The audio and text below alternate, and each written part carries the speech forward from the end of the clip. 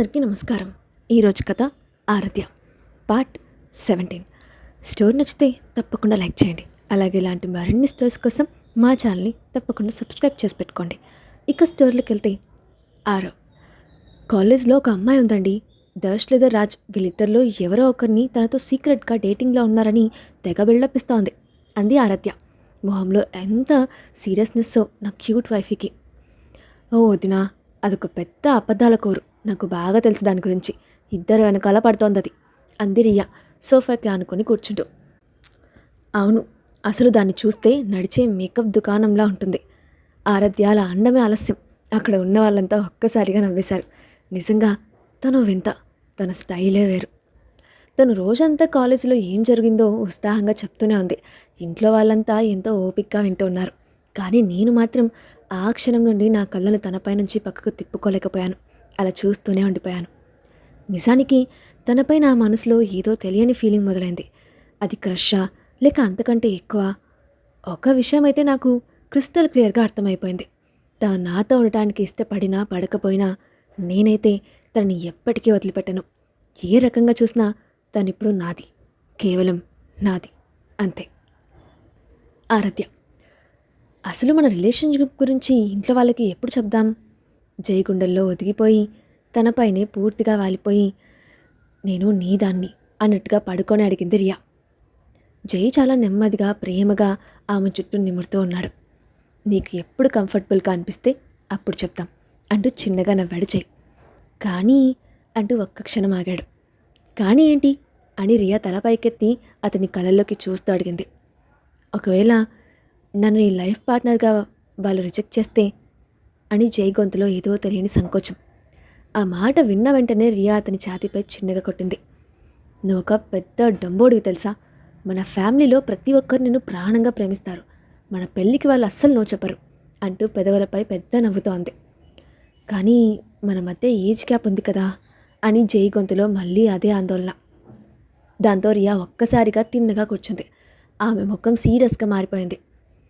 Know what, మన మధ్య ఉన్నది జస్ట్ 6 years గ్యాప్ మాత్రమే. అయినా నువ్వు మాట్లాడుతూ ఉంటే చూస్తూ ఉంటే నీకు నన్ను పెళ్లి చేసుకోవడం అస్సలు ఇష్టం లేనట్టు ఉంది.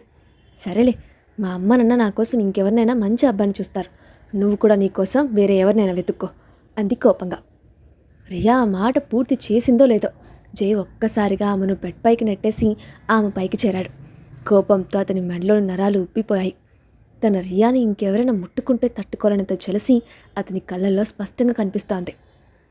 నేను దక్కించుకోవాలని ఎవడైనా ఆలోచిస్తే వాడిని చంపేస్తాను అని చాలా డేంజరస్ వాయిస్తో గర్జించాడు జై. ఓహో, అయితే మిస్టర్ సింగ్కి కోపం వచ్చేసిందా అని రియా పెదవులపై ఒక అల్లరి నవ్వు మెరిసింది. నా కోపమేంటో ఇప్పుడు చూపిస్తాను మిస్సెస్ సింగ్ అంటూ జై ఒక్కసారిగా ఆమె పెదవులను తన పెదవులతో లాక్ చేశాడు. అంతవరకు జరిగిన చిన్న వాదన కాస్త ఒకరి పెదవులను ఒకరు చుర్రుకునేంత గాఢమైన ఉద్వేగభరితమైన ముద్దుగా మారిపోయింది. తలుపు అవతల, వదినా, నేనేమైనా కలగంటున్నానా అని మితాలి చాలా మెల్లగా సియాతో గుసగుసలాడింది. నాకు కూడా అలాగే అనిపిస్తోంది, నన్ను ఒకసారి గిచ్చు అంది సియా. మితాలి వెంటనే సియా చేతిపై చిన్నగా గిచ్చింది. ఇది ఖచ్చితంగా కల కాదు అంది సియా. ఇద్దరు ఒకరి ముఖాలు ఒకరు పెద్ద కళతో చూసుకున్నారు. ఆ మరుక్షణమే ఆనందంతో గాల్లోకి ఎగురుతూ ఒకరినొకరు గట్టిగా కౌగిలించుకున్నారు. ఓ మై గాడ్, నేనెంత హ్యాపీగా ఉన్నానో చెప్పలేను. వదినా, నా కళ నిజమవుతోంది అని మితాలి కళలో నుంచి ఆనంద బాష్పాలు రాలాయి. కేవలం నీ కళ మాత్రమే కాదు, ఇది మన ఇద్దరి కళ పిచ్చిదానా అంటూ మితాలి ఆనంద కన్నీళ్లు తుడిచింది సియా. రియా పెళ్ళి జైతోనే జరగాలని నేను ఎప్పుడూ కళ్ళు కనేదాన్ని. ఇప్పుడు అది నిజంగానే జరగబోతోంది. సియా ఎక్సైట్మెంట్ను ఆపుకోలేకపోతోంది. మా అమ్మాయికి జై కంటే మంచి మొగుడు దొరకడు. వాడు నిజంగా ఒక రత్నం. జైపై ఉన్న ప్రేమతో మితాలి కళ్ళు మెరిశాయి. కానీ ఈ విషయం మన హస్బెండ్స్కి అస్సలు చెప్పకూడదు అంది సియా హఠాత్తుగా. అవును వదినా, ఆ ఇద్దరు అన్నదమ్ములకి అస్సలు సీక్రెట్స్ దాచడం రాదు. అయినా జై రియాలు ఇప్పుడే ఈ విషయాన్ని అందరితో షేర్ చేసుకోవడానికి రెడీగా లేరు కాబట్టి మనకు కూడా ఏమీ తెలియనట్టే నటిద్దాం అంటూ మితాలి ఒప్పుకుంది. పద, ఈ హ్యాపీ న్యూస్కి ఏదైనా స్వీట్ తిని సెలబ్రేట్ చేసుకుందాం అని సియా అనగానే మితాలి కూడా అంతే ఉత్సాహంగా తలుపింది. ఒకరి భుజాలపై ఒకరు చేతులు వేసుకొని ఆనందంతో చిన్నగా ఎగురుతూ ఇద్దరు కిచెన్ వైపు నడిచారు. మరుసటి రోజు ఉదయం, ఆరాధ్య నేను కాలేజీకి రెడీ అవుతున్నాను. ఆ క్షణంలో ఆరో కీబోర్డ్లో నుంచి బట్టలు మార్చుకొని బయటకు రావడం చూశాను. షార్ప్ 3 పీస్ సూట్లో ఆయన చాలా హ్యాండ్సమ్గా ఉన్నారు. ఒక్కసారిగా నా చూపు ఆయన పెదవులపై పడింది. ఎంత పింక్ పర్ఫెక్ట్గా ఉన్నాయో, అసలు నిజమైనవా కాదా అన్నట్టుగా ఉన్నాయి. ఓ మై గాడ్, ఈ క్షణంలోనే ఆ పెదవులను ముద్దు పెట్టుకుంటే ఎంత బాగుంటుంది అని నా మనసులో అనుకున్నాను లేదో. కావాలా అని ఆరాజీ హఠాత్తుగా అడిగేసరికి నా ఆలోచనల లోకం నుంచి ఒక్కసారిగా ఉలిక్కిపడ్డాను. ఆయన అడిగిన మాటకి నా ఊపిరి ఆగినంత పనైంది. అబే లేదు అని నా గొంతు వణికింది. కంగారుగా ఆయన వైపు చూశాను. ఆయన పెదవులపై ఒక మోసపూరితమైన చిరునవ్వు.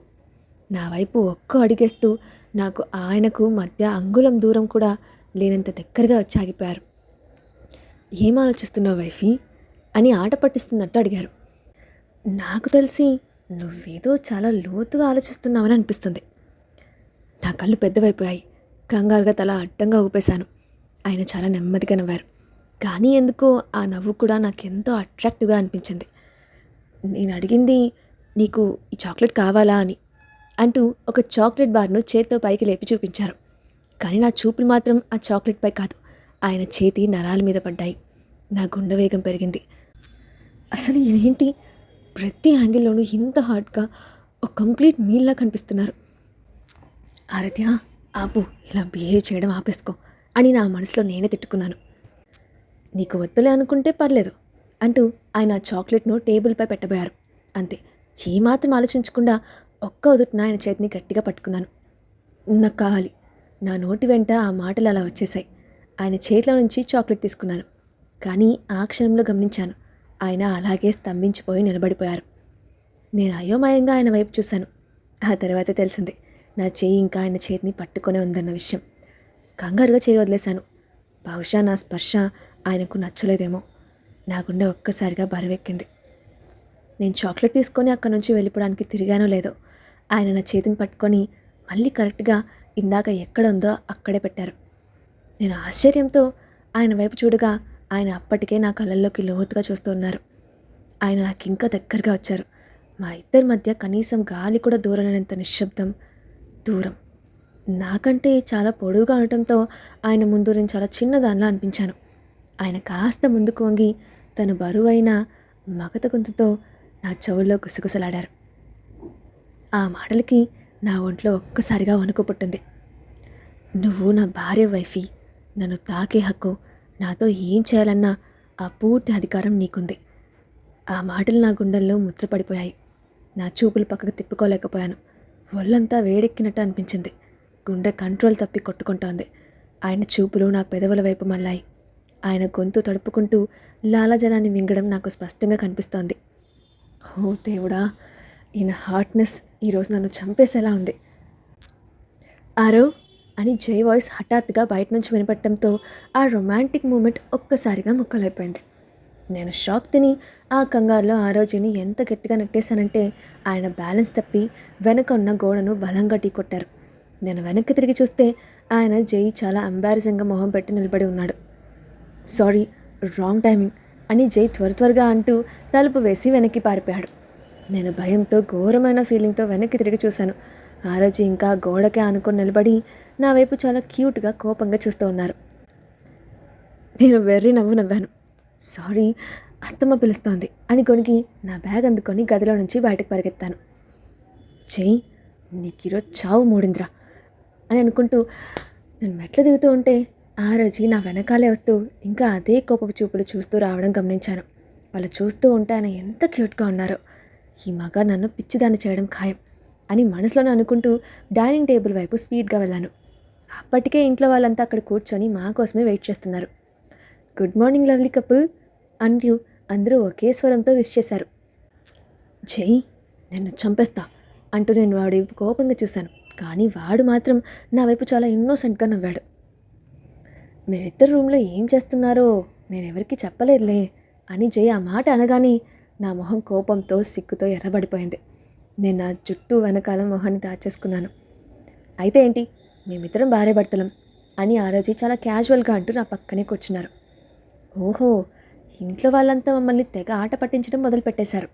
ఆ క్షణంలో భూమి బద్దలై నేను లోపలికి వెళ్ళిపోతే బాగుండు అనిపించింది.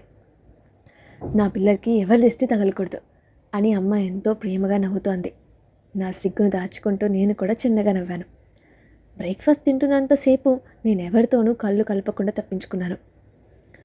నిన్ను కాలేజ్ దగ్గర డ్రాప్ చేయను ప్రిన్సెస్ అని మావయ్య అడిగారు. నేను వద్దన్నట్టు తల ఊపుతూ నవ్వాను. లేదు మావయ్య, నేను జైతో కలిసి వెళ్తాను అన్నాను. మావయ్య సరేనన్నట్టు తల ఊపారు. లేదు, ఇప్పటి నుంచి నువ్వు డ్రైవర్తోనే వెళ్తావు అని ఆరోజు చాలా సీరియస్గా ఖచ్చితంగా చెప్పారు. ఆయన మాటలకి నేను ఒక్కసారిగా షాక్ అయ్యాను. నాతో వెళ్తే ఏంటంట అని జై కాస్త చిరాగ్గా అడిగాడు.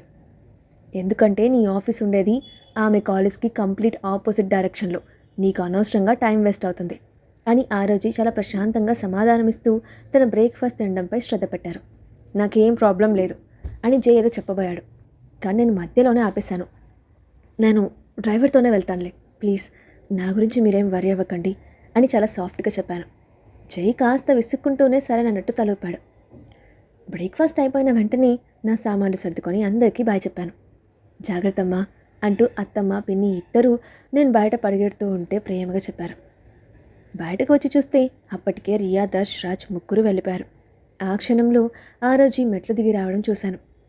ఆరు నేను వెనక నుండి పిలిచేసరికి ఆయన ఒక్కసారిగా ఆగి నా వైపు తిరిగారు.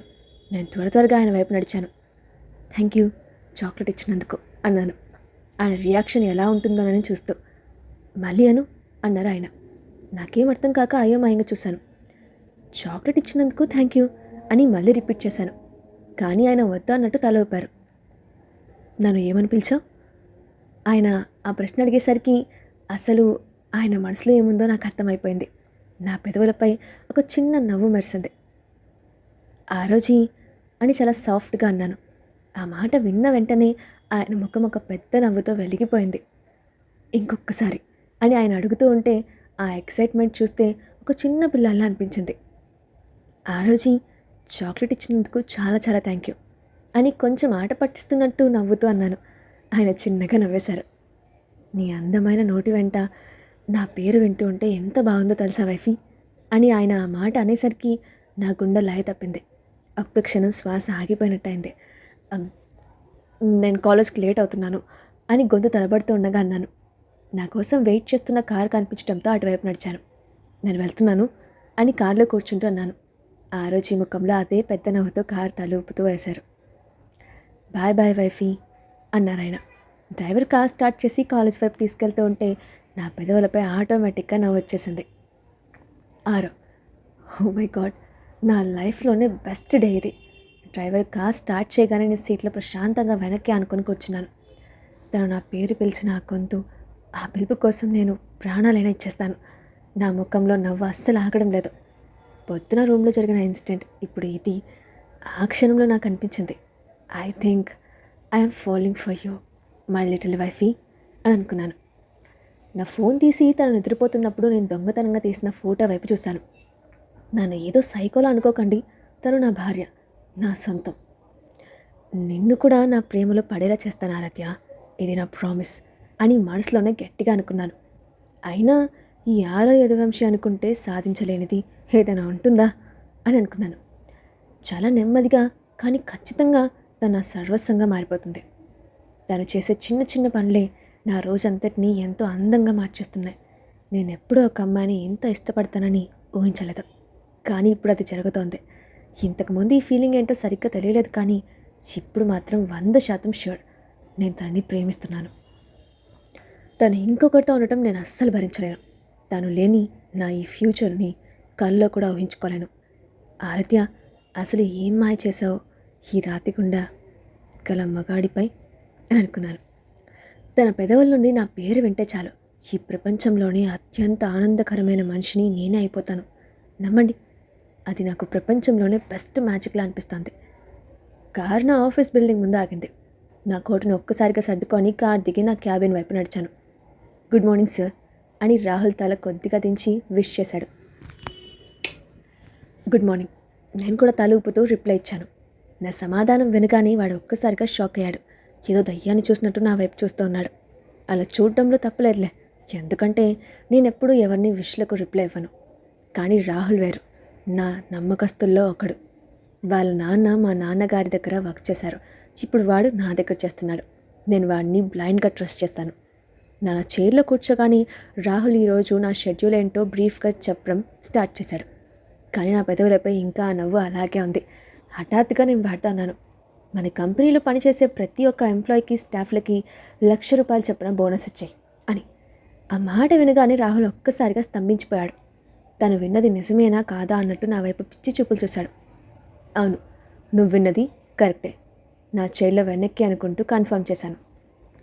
వాడు వెంటనే తలుపుతూ, ఫైనాన్స్ టీమ్కి ఇన్ఫార్మ్ చేస్తాను సార్ అని గొణుగుతూ కంగారుగా నా క్యాబిన్లో నుంచి వెళ్ళిపోయాడు.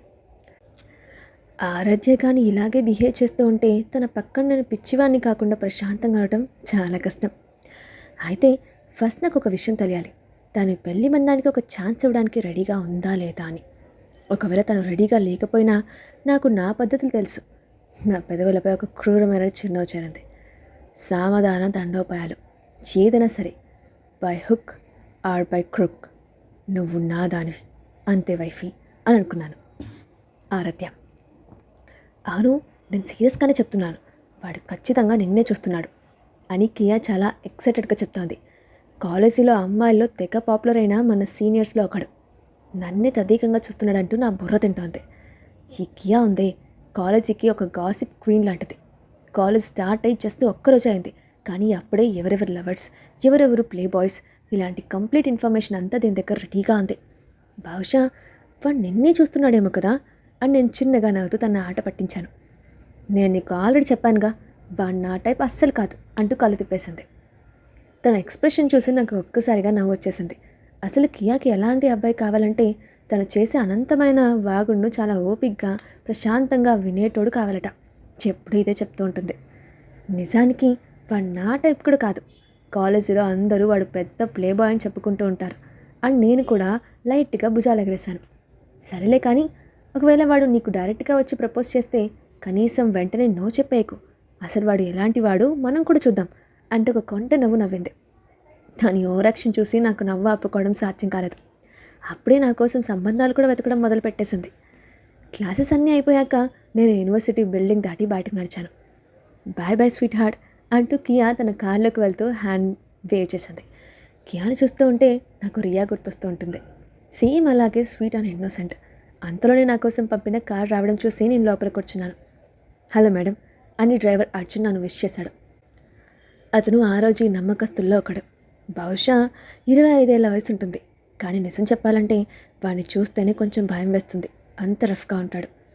హే, కార్ స్టార్ట్ చేస్తూ ఉంటే నేను క్యాజువల్గా అన్నాను, ప్లీజ్ ఒకసారి ఆ షాప్ దగ్గర ఆపుతారా, రోడ్డు పక్కన ఉన్న ఒక స్టోర్ వైపు చూపిస్తూ అడిగాను. అతను తలూపి కారు పక్క కాపాడు. నేను దిగి నాకు కావాల్సిన కొన్ని వస్తువులు కొనుక్కొని తిరిగి కారు వైపు వచ్చాను. కానీ షాప్ నుంచి బయటకు అడుగు పెట్టగానే అర్జున్ ఎవరితోనో ఫోన్లో మాట్లాడుతుండటం నాకు కంటపడింది.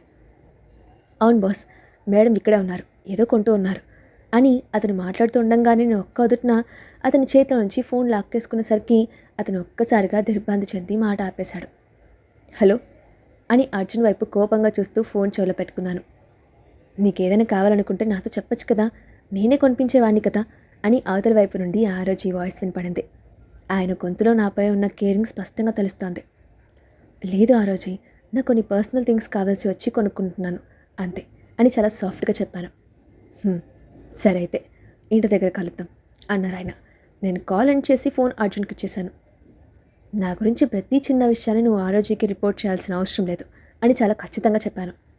సారీ మేడం, అది నా డ్యూటీ. రోడ్డుపైనే శ్రద్ధ పెడుతూ వాడు సమాధానం ఇచ్చాడు. కానీ ఇది నా ఆర్డర్, నువ్వు కానీ ఇలాగే కంటిన్యూ చేస్తే నేను నీ గురించి ఆయనకే కంప్లైంట్ చేస్తాను అని చేతులు నడుంపైన పెట్టుకొని వార్నింగ్ ఇచ్చాను.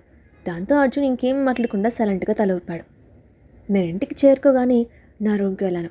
చూస్తే అక్కడ అప్పటికే అత్తమ్మ, ఆరు, పిన్ని, రియా ముగ్గురు నా కోసమే వెయిట్ చేస్తూ ఉన్నారు. నేను ఆఫీస్ నుండి ఇంటికి వచ్చేసరికి కాస్త లేట్ అయింది. ఇల్లంతా చాలా నిశ్శబ్దంగా ఉంది. బహుశా అందరూ అప్పటికే పడుకొని ఉంటారనుకున్నాను. నెమ్మదిగా నా రూమ్ వైపు నడుస్తూ వెళ్ళి తలుపు తెరిచాను. కానీ నేను పూర్తిగా లోపలికి అడుగు పెట్టకముందే నాకెందుకో ఏదో తేడాగా అనిపించింది. ఏదో తప్పు జరుగుతోందన్న అనుమానం. ఏంటిది అని నా నోటి వెంట మాటలు చాలా బలహీనంగా వచ్చాయి. నా కంటి చూపు మెల్లమెల్లగా మసకబారడం మొదలైంది. తలంతా విపరీతమైన భారంగా అనిపిస్తూ చుట్టూ ఉన్న ప్రపంచం ఒక్కసారిగా గుండ్రంగా తిరుగుతున్నట్టయింది. నేను బ్యాలెన్స్ తప్పి అడుగులు తడబడ్డాయి. ఆ క్షణంలో తర్వాత ఏం జరిగిందో నెక్స్ట్ పార్ట్లో చూద్దాం. Thanks for watching.